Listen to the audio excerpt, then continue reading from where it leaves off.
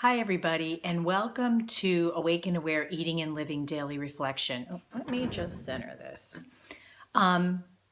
Today's day 5 for me.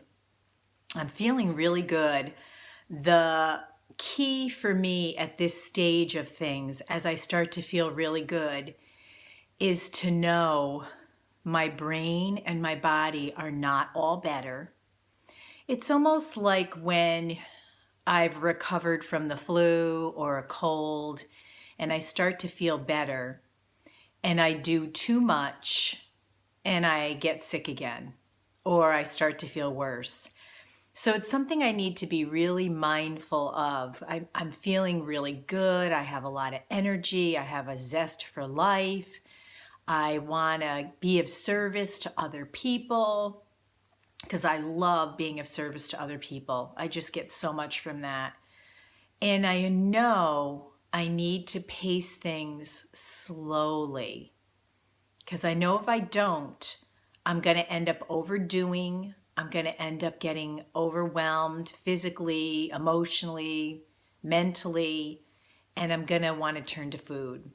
So just being mindful. I'm so grateful because normally I get out of balance, and as I'm in that process of being out of balance, I realize, oops, I'm out of balance, and I'm catching it before I even get out of balance. That I have a tendency to do that, and it makes me very susceptible to wanting additional food. So I want to talk today, though, about the recovery process, recovering from food addiction. A lot of us who have discovered that we're food addicts, compulsive overeaters, whatever you want to call it, for yourself, have been in some kind of support around it, many of us. And most of us have been in 12-step support around it, or many of us. And I want to just share today something that I've noticed over time and something that I've experienced, and I've seen it with others too. And that's this feeling that if you don't follow your food plan perfectly, if you have a day that is not ideal, even if you go back to eating your addictive substances or binging, that all is lost, that you have to start at ground zero, that everything you've acquired over the time that you were eating non-addictively and following your food plan is gone. And that's a big, fat lie.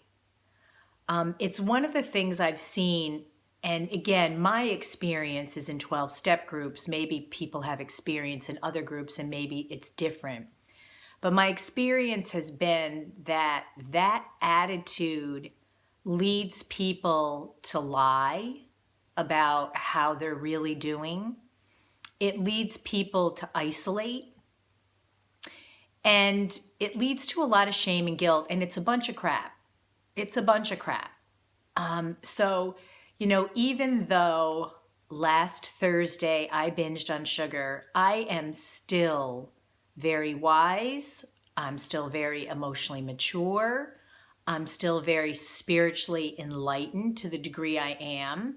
I still have a lot to offer, and, it's like I have the flu. My brain and my body have been harmed. They're sick. So this attitude that, again, going off plan, even perhaps having a relapse, is somehow a reflection of your inner being, your moral character, your emotional well-being and spiritual well-being. And not that relapses don't affect those things, they do, but they don't change all of the recovery that we have. They may alter our brains and our brain chemistry for a while, and that's why a really loving, caring, kind treatment plan is necessary. But they don't take away all of the recovery that we have. And I started just a small impromptu group of women. We meet every day, Monday through Friday. We don't meet on the weekends, over the phone. And we just check in. And I'm so grateful for this group. We all came from 12-step groups. And I'm still in 12-step groups, and I love 12-step groups. I always say, in order for me to recover from food addiction, I need a village. And where else can you find a village for virtually free?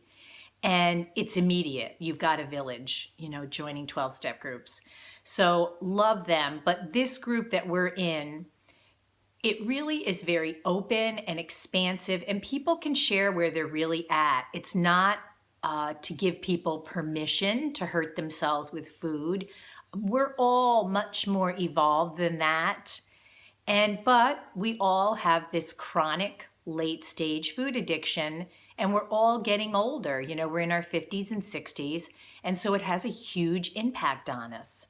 And so I'm so grateful for this group, though, because again, we've taken away the stigma and the dogma that I have found in 12-step groups that I've tried to move away from. And the 12-step group that I am in now for food addiction recovery, I love. I don't find as many rigid people in it. I don't find as much dogmatic thinking and cultish-like thinking. I find a lot more expansiveness in this particular group I'm in. And I won't share the particular group in this public setting. But if anybody wanted to reach out to me at awakenaware.eatingandliving@gmail.com, I'd be happy to share with them one-on-one. But the group that I belong to, it is very expansive for the most part. There are some meetings that I go on that I don't feel that. I do feel there's some rigidity there, or I feel there's somebody who's really promoting their religious belief, or they're promoting the way that they do it or their food plan, and then I just don't go on those meetings. But overall, it's been a huge tool for me to be able to eat in a way that promotes my wellness. It promotes my love of self, my love of others, and that's really what I want. So thanks for joining me on day 5. I'm going to spend some time this afternoon on the couch or on the front porch or on the back deck just reading and relaxing, probably a good 2 hours because I've had a really busy morning. I just finished lunch. I'm going to head to the grocery store, and I'm going to be watching my 3-year-old granddaughter tonight for a couple of hours. So I need some downtime. I need some downtime so my brain can restore, so my willpower can restore a bit, so that my brain chemistry again can restore some. So I hope everybody has a wonderful day full of lots of awakening and awareness, and that you really give yourself permission today to take care of yourself in the way you need to. And that may be really different from the way anybody else needs to. So until next time.